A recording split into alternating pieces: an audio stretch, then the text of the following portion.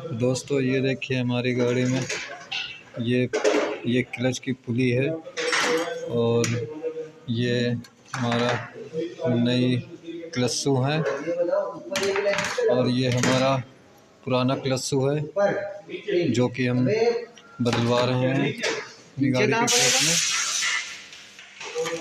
ये देखिए दोस्तों, जितनी देर हम काम कर रहे थे उतनी देर में हमारे भाई साहब चाय वाले आ गए हैं और ये हमारी चाय रखी है।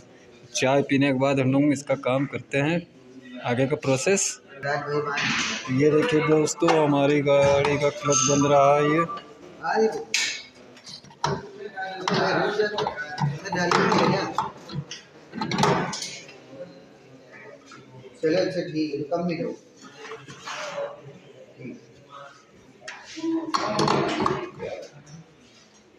ये हमारे राजमिस्त्री हैं।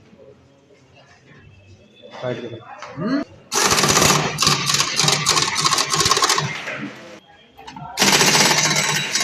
दोस्तों ये देखिए हमारी गाड़ी का क्लच बन चुका है।